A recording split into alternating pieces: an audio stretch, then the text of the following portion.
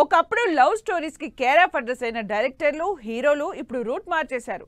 Commercial format ని own చేసుకుని భారీ యాక్షన్ మూవీస్ చేస్తున్నారు.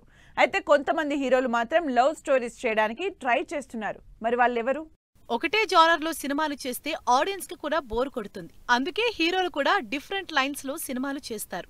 అయితే అసలే వైలెన్స్ తో స్క్రీన్ నిండా బ్లడ్ బాత్ చేస్తున్న హీరోలకి డిఫరెంట్ గా Siddhu Jonnalagadda love story select చేసుకుంటున్నారు.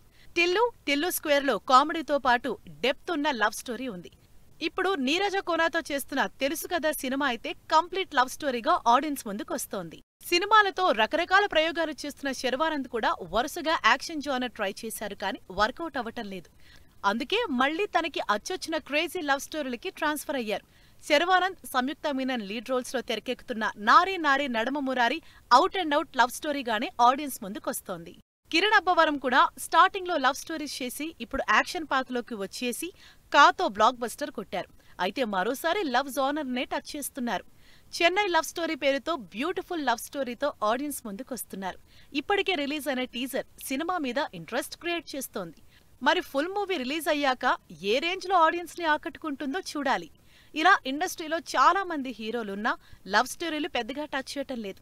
మరి ఈ సయ్యార లవ్ స్టోరీ ట్రెండ్ తో అయినా మళ్లీ ప్రేమ కథలు పుంజుకుంటాయో లేదో చూడాలంటున్నారు ఆడియన్స్.